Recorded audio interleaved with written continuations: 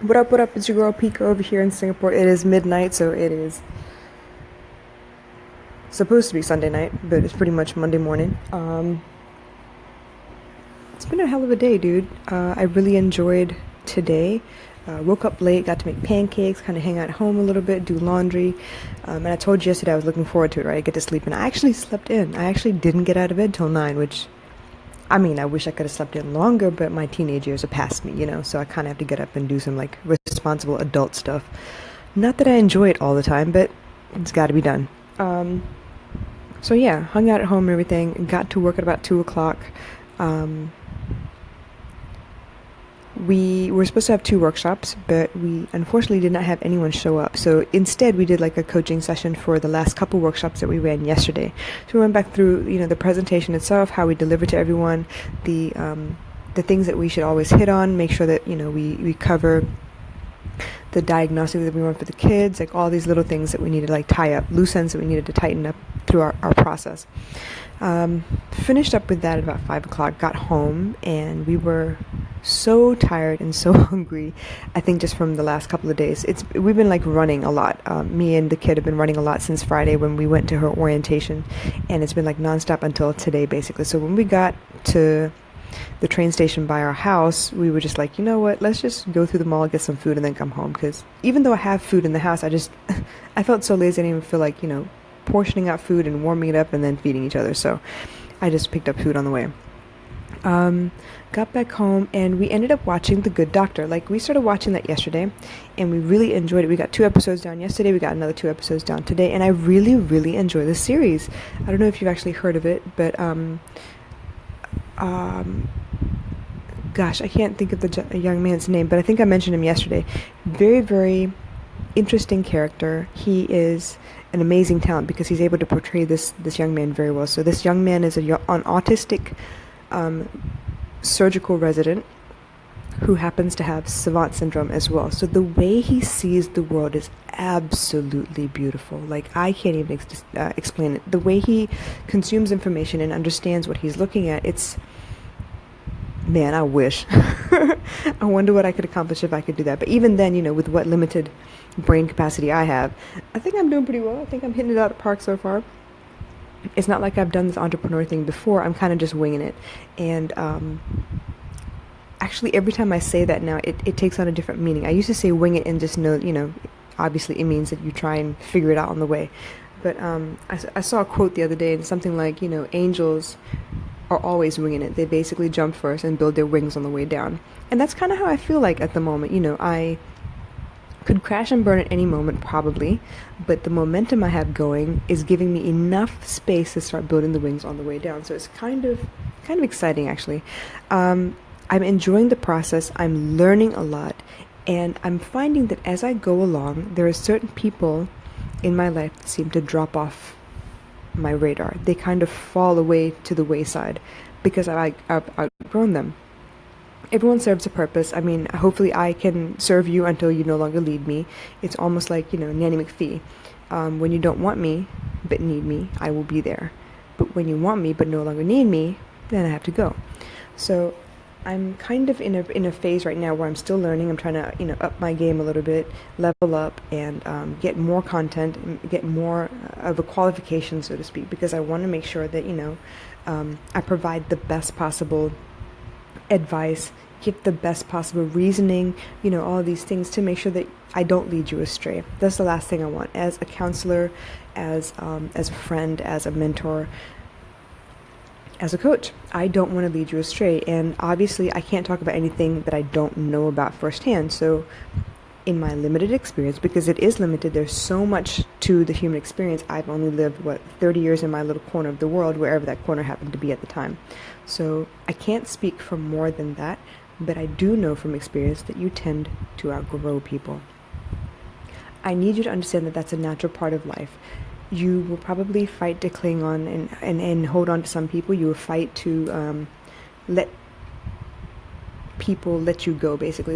It goes both ways. So you outgrow people, people outgrow you. And either one is okay as long as you leave amicably. That's the hardest part, to try and make sure that you don't, burn a bridge if you can help it before you move on. A lot of times you will outgrow people mostly because you're on your own journey or whatever, and they don't seem to understand or want to try and understand where you're coming from or where you're going. But eventually, sometimes those people do come back because they suddenly see the light themselves and they realize, you know what? Okay, you had a point. So they will come back. So that's what I'm saying. Try not to burn any bridges. You never know who these people are. You never know what you might need. They might need you. You never know. Just do your best. Sometimes it's unavoidable, obviously, but do your best. But in the meantime, don't get panicky when you find that you have to let go of somebody. You have to walk on and move on from wherever they are in life. Obviously, it's not easy. It's not fun, and some of these people may even be a close part of your circle. They may be relatives. They may be siblings. You just never know. But understand that ultimately, you need to take care of you. No one else is going to do that for you. You are your own fairy godmother. You need to pick yourself up and dust yourself off and help you get to where you need to be. Now, I'm not saying be selfish. I'm not saying step on everybody around you in order to get what you want. I'm saying be smart.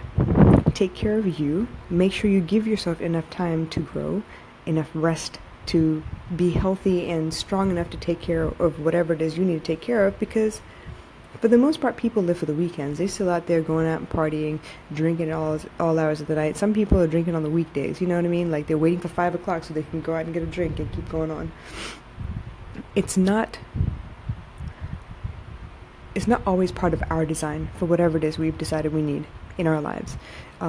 Like Stephen Covey says, once you begin with the end in mind, you know exactly what you need to do to get to where you need to be. I think we've talked about this in a different podcast before, where if you choose that you need to, if you decide you need to get to the second door on the right and that is your end goal, no matter what happens between here and that second door on the right, you're going to make sure you get to that second door on the right. Now, if you say, I want to get over there, and there is a very vague concept, if things show up, like a chair in your way or whatever, you're going to sidestep, and you may actually even change your destination. It'd be over there, but it might not be that same area, be another over there. You know what I mean? So it's not specific. You need to be specific about what you want and where you want to go.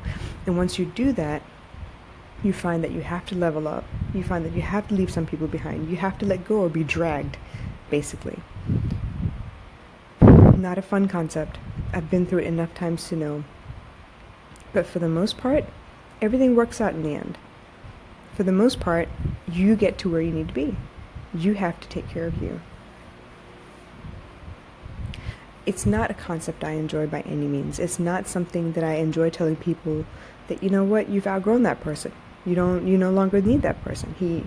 He's keeping you back. She's holding you hostage. She's not letting you move forward. She's trapping you. She's whatever. It could be anything. It could be emotional blackmail. It could be just the fact that no one wants to see you surpass where they are because they're comfortable. They don't want you to be ahead of them. And I mean, obviously we need to take risks. We all sound crazy to those people who are comfortable with mediocre life. But if we don't take those risks, we're not happy with our lives. Does that make sense? If I don't step out from the crowd, I'm not going to be happy. I'm going to be miserable. So I'm going to go do what I need to do. I'm going to go step out. I'm going to change directions. I'm going to go against the grain. I'm going to jam-pack my schedule with as much as I can. I mean, let me tell you this, okay? It is midnight right now. I am finishing up my podcast here in a little bit. The plan is to get one lecture in from my Robbins Madonna's training. And then I have a conference call at 1 o'clock. No, I'm sorry. I have a conference call at 2 o'clock. And then I have another conference call, like a live guest spot at 3 in the morning. And lucky for me, I'm off tomorrow. But I'm telling you, in order for me to get to where I want to be, these are the kinds of sacrifices I need to make. Or I'm not going to get to where I want to be. I mean, I may, but it may be 10 years down the road. And I'm not trying to waste that kind of time. I'm not no spring chicken no more. I'm getting older. And I'm not saying I'm super old either, but suddenly my time is precious. Suddenly I realize exactly how fast the time is going by because I'm watching my child grow up. Let me tell you this, all right? Orientation on Friday was super difficult. It was very emotional for me. I wish I had a husband with me. I wish I had someone with me that I could look over at them and look over at my baby girl walking across, the gym floor to where her class is meeting up And I could look at, this person and be like, wow, do you see that? Do you remember when she was this small? Do you remember this? Like that's the kind of stuff I want. But obviously I outgrew my husband. Obviously I outgrew that town. I outgrew a lot of things all at the same time. And I came to a place where, yes, I'm by myself. Yes, I had tears in my eyes thinking about the fact that, you know what, it wasn't even 4 years ago. This side of 4 years ago, she was 2 years old. I was still changing diapers. She was still in onesies. And here she is getting ready to be 7 next year in primary 1 in an education system in a part of the world where excellence is everything. And I mean everyone in her cohort or her class is going to be up to their earlobes in tuition trying to be the best of the best of the best of the best. It's like it's not a simple competition here in Singapore. It's like chaos and craziness when it comes to school and education and their standards and the grades they're expected to make. It's damn near insane.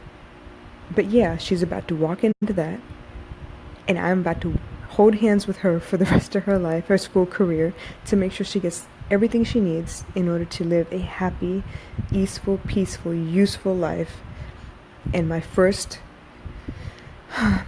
reaction when I saw her that day in that setting was, man, I wish somebody was with me. I wish I could share this with somebody. And I don't have anyone. It's all good though. I, wiped that tear and kept on going. So it was all good. But like I said, I outgrew people. It wasn't my intention to outgrow them. I had every intention of having him grow with me. That was the whole plan. We were supposed to grow together. But he was happy complaining, and he was happy with the drama. He was used to it. He was comfortable with it, and I couldn't live with it anymore. I just couldn't. So here I am, in the middle of the night, every night almost, talking to people who have no names, no faces at the moment, and trying to explain what life is like, to build a business, to have a 9-to-5, to be by yourself.